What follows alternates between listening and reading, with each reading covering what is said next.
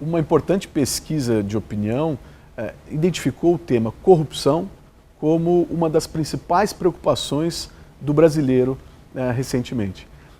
Até mais do que temas como educação, saúde, criminalidade. Então a pesquisa Diagnóstico Institucional, Primeiros Passos para um Plano Nacional Anticorrupção, ela se focou em 5 pontos, em 5 grandes linhas. A primeira delas foi observar o que era feito, o que vem sendo feito em outros países em relação ao combate à corrupção.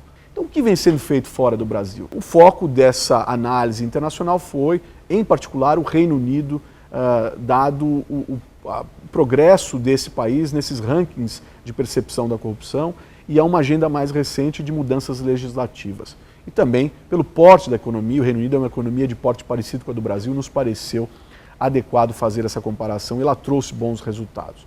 Um segundo aspecto da pesquisa foi analisar as nossas próprias leis recentes, as nossas próprias políticas públicas amplas de combate à corrupção, ver como eles contribuíram, qual é o impacto dessas novas legislações.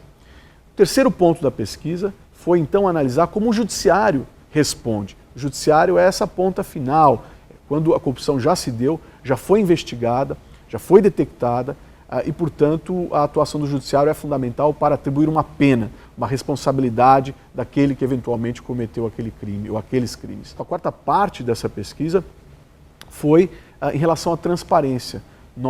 A transparência é um tema muito importante, central, eu diria, no combate à corrupção e, portanto, nós procuramos observar como os municípios, as capitais dos estados, esses municípios, as capitais dos estados brasileiros, como é que eles são, são transparentes em relação às compras públicas. O último ponto dessa nossa pesquisa foi a avaliação do legislativo brasileiro, nesse momento focado apenas em Brasília, ou seja, na Câmara dos Deputados e no Senado.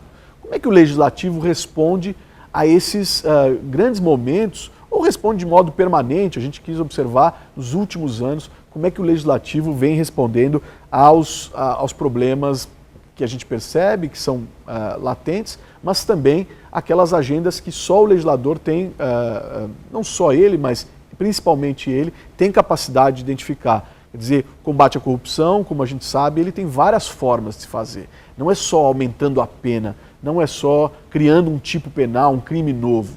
Essas são formas, inclusive, já bastante exploradas. Há outras que atuam no campo da prevenção do crime de corrupção. Então, como o legislador atua nisso? Como é que ele pode criar novas formas de estimular, por exemplo, a legislação de whistleblower, que é uma legislação importante que existe em outros países, de estimular com que as pessoas que se deparam, que veem o crime acontecendo, se estimulem a trazer esse fato ao público, a denunciar e ao fazer isso, serem protegidas. E vejam que o whistleblower ele não é a mesma coisa que o delator, o colaborador premiado, que ficou muito conhecido em tempos recentes. O colaborador, ou o delator, ele é alguém que faz uma troca, ele é envolvido no crime. Portanto, ele faz uma troca, ele delata em troca de abater a sua própria pena ou até mesmo de não ter uma pena. Essa nova figura que a gente espera que seja introduzida na legislação brasileira, o whistleblower, é alguém que faz isso de modo altruísta. É alguém que vê o problema, não faz parte desse problema de corrupção e traz a público, denuncia isso e é protegido pelas leis para fazer isso. Essa nossa pesquisa se propõe a criar essas análises, a levantar esses novos dados e, portanto, subsidiar os próximos passos nesse caminho, que é um caminho longo, mas é um caminho inevitável para a gente criar uma agenda sólida, presente, permanente no combate à corrupção no Brasil.